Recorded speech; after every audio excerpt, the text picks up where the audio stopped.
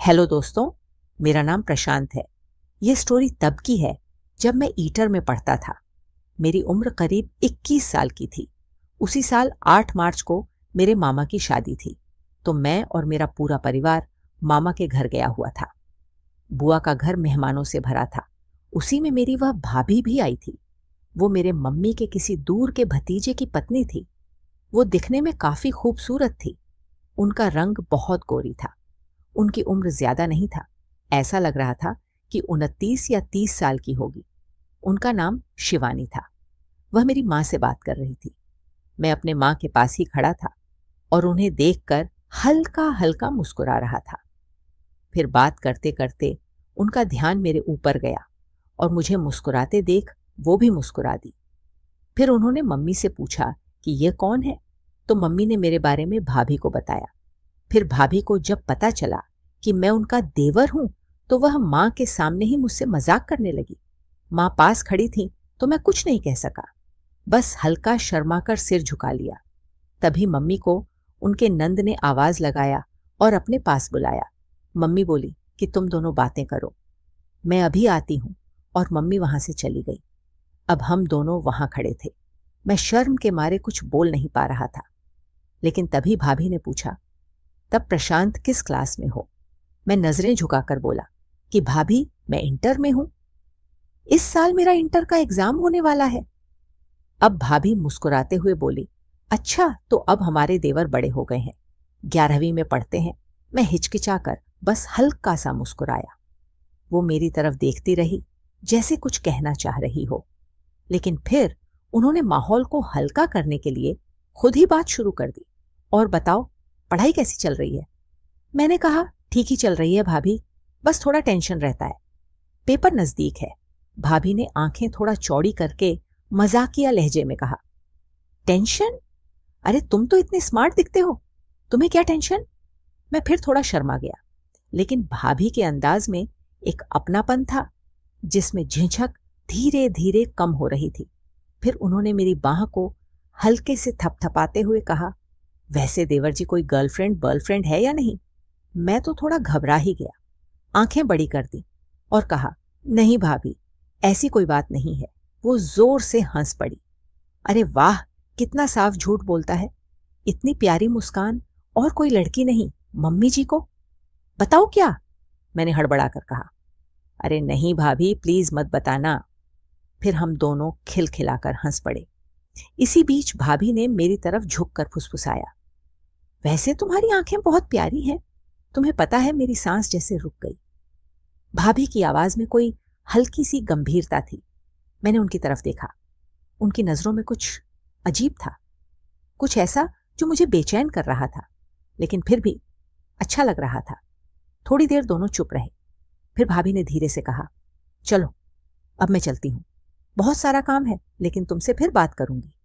उन्होंने मुझे एक हल्की सी मुस्कान दी और मुड़कर चली गई। मैं वहीं खड़ा रहा, दिल की धड़कनों को संभालता हुआ। कुछ था जो पहली बार महसूस हो रहा था। उसके बाद से जब भी भाभी मुझसे मिलती तो हमारे बीच छोटी छोटी बातें और हल्का मजाक हो जाता था। उस दिन शाम को मैं अकेले ही आंगन के कोने में एक चारपाई पर बैठा था। शाम का वक्त था। हल्की ठंडी हवा चल रही थी और शादी का माहौल अपने चरम पर था। तभी भाभी कहीं से आई और मेरे पास चारपाई पर बैठ गई। फिर कुछ देर बाद भाभी अपने पल्लू को संभालते हुए बोली, अब तुम्हारे पेपर को कितने दिन रह गए हैं? मैंने जवाब दिया, भाभी बस अब तो 2 महीना ही बचा है, यहां से जाऊंगा और फिर से पढ़ाई की टेंशन शुरू। भाभी मुस्कुराकर बोली कि कोई टेंशन लेने की जरूरत नहीं है, अभी शादी में एंजॉय कर, फिर जब यहां से जाना तो पूरी ताकत से तैयारी कर लेना, सब कुछ अच्छा होगा। उसके बाद हमारी इधर उधर की बातें शुरू हो गई। फिर बातों ही बातों में मैं भाभी से भैया के बारे में पूछ लिया, क्योंकि मेरा भैया से कोई जान पहचान नहीं था। फिर भाभी ने बताया कि तुम्हारे भैया शादी में नहीं आए हैं, वे मुंबई में काम करते हैं और उन्हें छुट्टी नहीं मिली है। फिर मैं हंसते हुए कहा, अरे भाभी, जब भैया मुंबई में रहते हैं तो आपको तो बहुत घुमाया होगा ना वहां, बीच, समंदर, पार्टी, सब। बस मैंने तो मजाक में कहा था, लेकिन भाभी का चेहरा सुनते ही जैसे एकदम सन्न हो गया। उनकी आंखें थोड़ी बुझ सी गईं। होठों पर जो मुस्कान थी वह जैसे जम गई और एक अजीब सी खामोशी फैल गई हमारे बीच। मैं चौंक गया, समझ ही नहीं पाया कि मैंने ऐसा क्या कह दिया। वो चुपचाप मुझे देखती रही, फिर जैसे खुद को जबरदस्ती खींचते हुए बनावटी मुस्कान ओढ़ ली और बोली, हाँ, तुम्हारे भैया ने बहुत सैर कराई है मुंबई की, बहुत। उसके बाद उन्होंने जल्दी से इधर उधर देखा और बोली, अभी आती हूं। कुछ काम रह गया था और वह उठकर चली गई, लेकिन उनका चेहरा जाते बहुत कुछ कह गया। मैं बस उन्हें देखता रहा। मेरे अंदर कुछ अजीब सा चलने लगा था। भाभी की उदासी मुझे अंदर से खल गई। क्या भैया और भाभी के बीच सब ठीक नहीं है? क्या भैया ने उन्हें वह प्यार नहीं दिया जो वह डर्व करती है? और अगर नहीं तो क्यों? इतनी प्यारी, समझदार, नरम दिल और हंसती खिलखिलाती सी भाभी, वो इस तरह अचानक टूट क्यों गई? मैं वहीं बैठा रहा और बहुत देर तक सोचता रहा। फिर खुद से कहा, प्रशांत, तू यहां शादी में आया है। थोड़ा हंसी जाक हो गया। तो क्या हुआ? भाभी अपनी दुनिया की है, तू अपनी दुनिया का है। शादी बीतेगी, सब अपने घर चले जाएंगे, तुझे इससे क्या? मैं यह सब सोचकर मन को झूठी तसल्ली दिया, लेकिन कहीं ना कहीं दिल के किसी कोने में भाभी की वो बुझी हुई आंखें रह गईं। उनकी बनावटी मुस्कान, उनकी चुप्पी और उनका यूं अचानक उठकर चले जाना। फिर रात का टाइम आ गया। हम सब ने खाना खाया और छत पर सोने चले गए। हम सब खा पीकर सो गए। मेरे बगल में मेरे कई रिश्तेदार लेटे थे। फिर रात को करीब 12 बजे किसी के आने का आभास हुआ। चूड़ी की आवाज से तो मैंने देखा तो अंधेरे में मुझे कोई औरत आती दिखी। मैंने गौर नहीं किया और चादर ओढ़ के लेट गया। फिर थोड़ी देर बाद मुझे क्या एहसास हुआ कि कोई मुझे जगा रहा है। मैंने देखा तो वह वही भाभी थी। फिर मैं उठा और धीरे से पूछा कि क्या हुआ भाभी? तो उन्होंने अपना मोबाइल दिखाते हुए कहने लगी, इसमें फोन नहीं लग रहा है, जरा देखो इसमें क्या बात है। मैंने देखा तो कुछ ज्यादा प्रॉब्लम नहीं थी।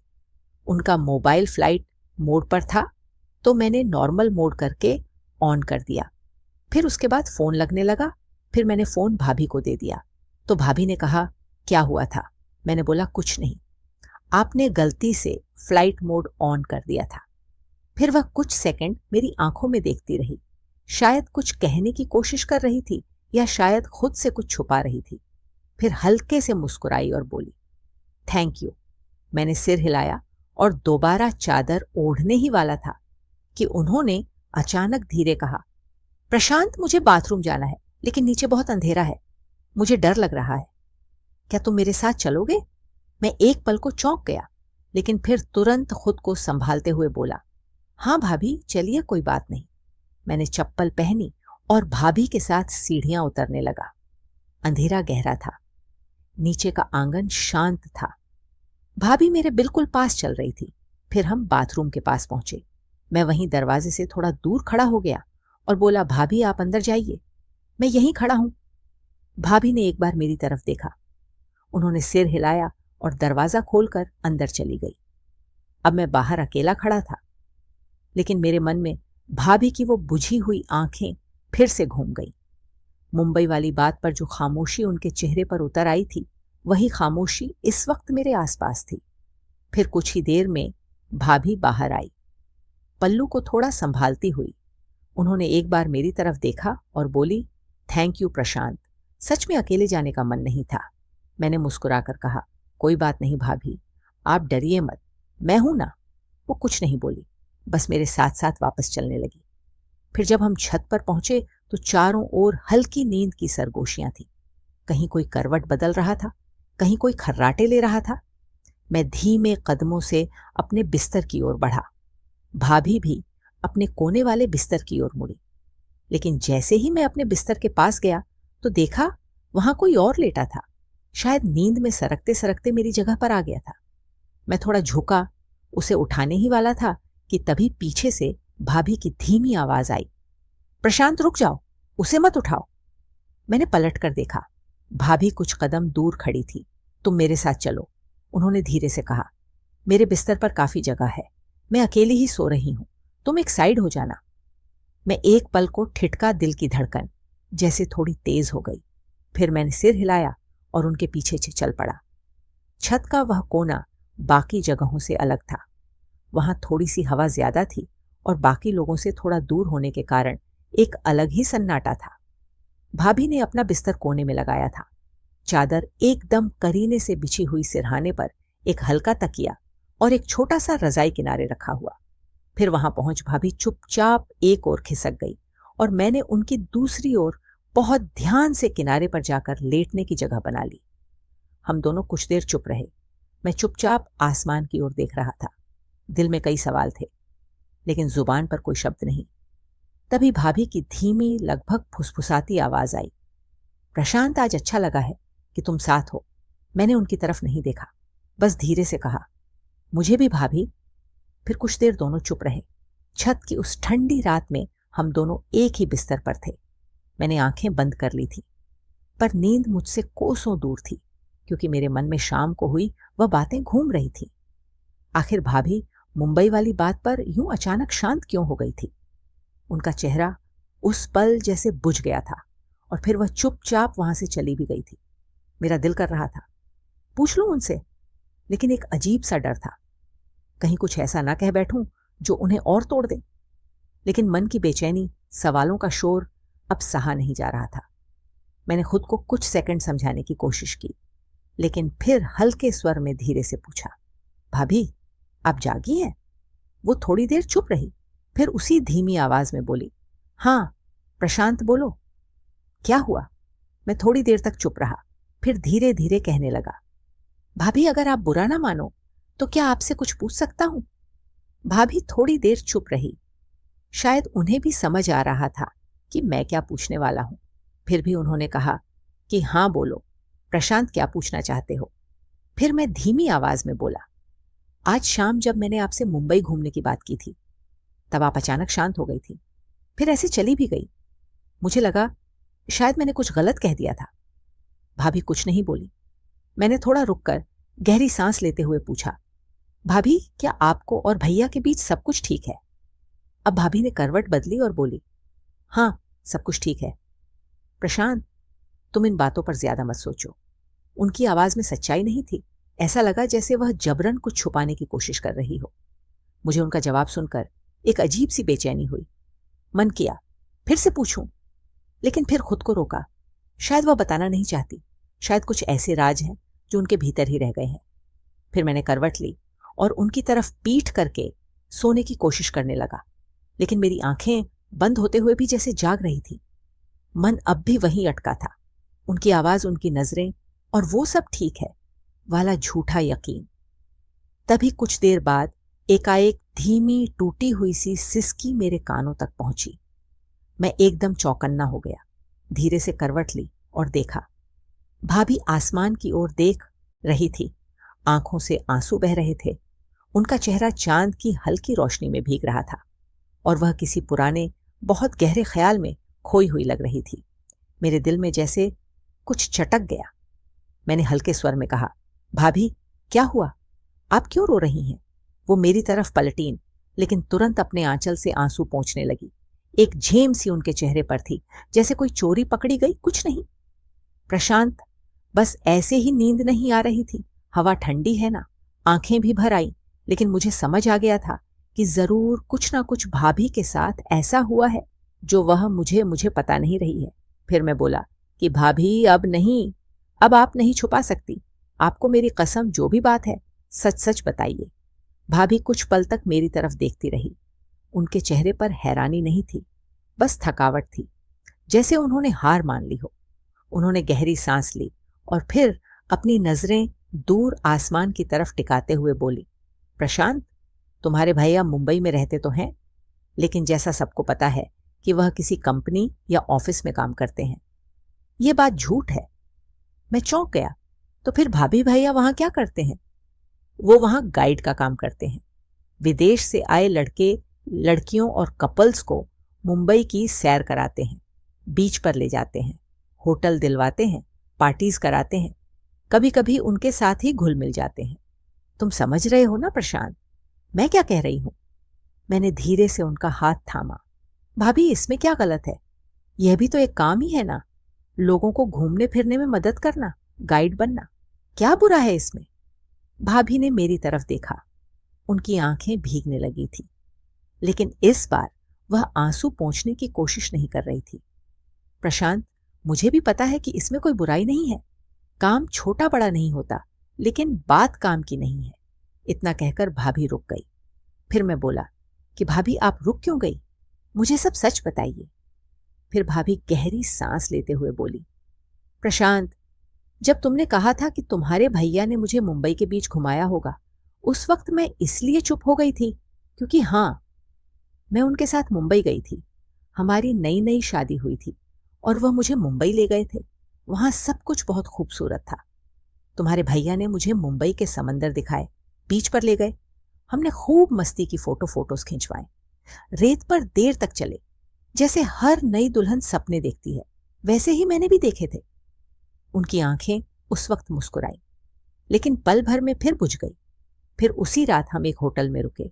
बीच के पास ही एक छोटा सा सुंदर कमरा था। मैं बहुत थकी हुई थी, इसलिए जल्दी सो गई। लेकिन रात को मेरी आंख अचानक खुल गई और मैंने देखा कि वह बिस्तर पर नहीं है। मुझे लगा जैसे कि वह बाथरूम गए होंगे, लेकिन जब कुछ देर तक वह नहीं आए तो मैंने उन्हें कमरे के बाथरूम में ढूंढा, लेकिन वह वहां नहीं थे। फिर मैं उन्हें ढूंढते हुए बाहर निकल गई। लॉबी में देखा, फिर रिसेप्शन से होते हुए बाहर बीच की तरफ गई, और जब मैं बीच पर पहुंची, मैंने देखा तुम्हारे भाभी एक फिरंगी लड़की के साथ रेत पर बैठे थे। नहीं, प्रशांत बैठे नहीं थे। उनकी आवाज टूटने लगी थी। वह उसके बहुत पास थे, जैसे मैं उनके लिए थी ही नहीं, जैसे मैं बस एक पड़ाव थी और अब कोई नया चेहरा, नई खुशबू उनके साथ थी। मेरा दिल बैठ गया था। मैं वहीं चुपचाप खड़ी रही। कुछ पल फिर लौट आई। कमरे में आकर खुद को बंद कर लिया। उस रात मुझे एक पल भी नींद नहीं आई। मेरी शादी, मेरा सपना, सब जैसे उसी रेत में बह गया था। फिर जब सुबह होने वाली थी, तभी दरवाजा खुलने की आहट आई। भैया वापस आ गए थे। वो दबे पांव कमरे में दाखिल हो रहे थे, जैसे उन्हें डर हो कि मैं जाग ना जाऊं। लेकिन मैं तो पहले से उनके पीछे खड़ी थी। वह मुझे देखकर डर गए। फिर मैं उनसे सब जानते हुए भी सवाल की कि वह रात को कहाँ गए थे, क्योंकि मैं उनके मुंह से सुनना चाहती थी। लेकिन उन्होंने फौरन बहाना बना दिया। कहा कि बाहर हवा खाने चला गया था। फिर कुछ देर बीच पर बैठा रहा, कुछ पुरानी बातें सोच रहा था। उनके मुंह से यह सुनकर मेरी आंखों में आंसू आ गए। फिर मैंने कह दिया कि मैंने सब देख लिया है। मैं जानती हूं वह रात को कहाँ थे और किसके साथ थे। तो वह थोड़ा घबरा तो गए, लेकिन शर्मिंदा नहीं हुए। उनकी आवाज में अब कंपी थी। फिर वो उल्टा सफाई देने लगे। कहने लगे, तुम कुछ गलत समझ रही हो। ये सब मेरे काम का हिस्सा है। मैं जो करता हूं वह मजबूरी है। ये फिरंगी लड़कियां अकेली आती हैं। उन्हें यहाँ के लोगों का साथ चाहिए होता है। अगर हम उनकी हर जरूरत पूरी नहीं करेंगे तो कौन करेगा? यह उन्हें खुश रखने का हिस्सा है। ये सब बस प्रोफेशनल है। प्रशांत, तुम्हारे भैया की बात सुनकर उस पल मुझे लगा जैसे कोई जोर से मेरे सीने पर पत्थर रख गया हो। शादी मेरे लिए एक वचन था, एक बंधन, एक भरोसा। लेकिन तुम्हारे भैया के लिए वह सिर्फ एक जरूरत थी, जो अब शायद पूरी हो चुकी थी। फिर मैं उनसे बोली, अगर यह तुम्हारा काम है तो फिर तुम्हारा घर क्या है? मैं कौन हूं?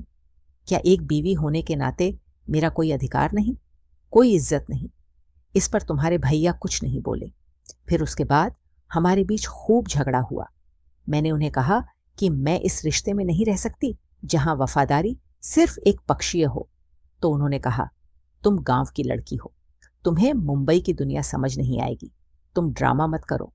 उनकी बात सुनकर मेरे दिल में एक टीस उठी। मैं अब वहां एक पल के लिए भी रुकना नहीं चाहती थी। मैं अपना सारा सामान समेटी, बैग में रखा और वहां से निकल गई। प्रशांत, तुम्हारे भैया ने मुझे रोकने की भी कोशिश नहीं की। मैं एक टैक्सी ली और सीधे स्टेशन पहुंची और सुबह की पहली ट्रेन से अपने गांव लौट आई। मैंने पूछा, फिर भैया उन्होंने आपको एक बार भी फोन किया? भाभी हंसी, एक थकी हुई, बुझी हुई हंसी। नहीं प्रशांत, उन्हें कोई अफसोस नहीं था। न फोन आया, न कोई खबर ली। शायद उनके लिए मैं सिर्फ एक फेज थी जो अब बीत चुका था। भाभी चुप हो गई थी। छत पर अब सिर्फ भाभी की धीमी सांसें सुनाई दे रही थीं और मेरा दिल भारी होता जा रहा था। फिर भाभी बोली, मुझे यह सब किसी से कहने का मन कभी नहीं हुआ प्रशांत, लेकिन आज शायद पहली बार लगा कि कोई है जो मेरी बातें सुनना चाहता है। बिना जज किए, बिना सवाल किए मैंने बहुत धीमे से उनके हाथ पर अपना हाथ रखा। मैं भाभी की आंखों में देख रहा था। वह आंखें जो बरसों से खामोश थीं, आज पहली बार बोल रही थी। उनमें आंसू नहीं थे अब, बस एक थकान थी, एक गहरी निराशा जिसे शब्दों में बांधना मुश्किल था। मैंने कुछ कहने के लिए हंठ खोले, लेकिन फिर बंद कर ली। क्या कहता, क्या जवाब था मेरे पास उनके टूटे भरोसे का, उस दर्द का जो उन्होंने अकेले सहा। मैंने बस उनका हाथ थामे रखा, वह हाथ जो कांप रहे थे, जिनमें अब भी अपने होने की कोई उम्मीद बाकी थी। मैं जानता था मैं उनके लिए ज्यादा कुछ नहीं कर सकता। मैं उनकी टूटी हुई जिंदगी को जोड़ नहीं सकता, उनके बीते साल वापस नहीं ला सकता, उनके घाव नहीं भर सकता। मैं बस उनके पास था, चुपचाप बिना कुछ कहे।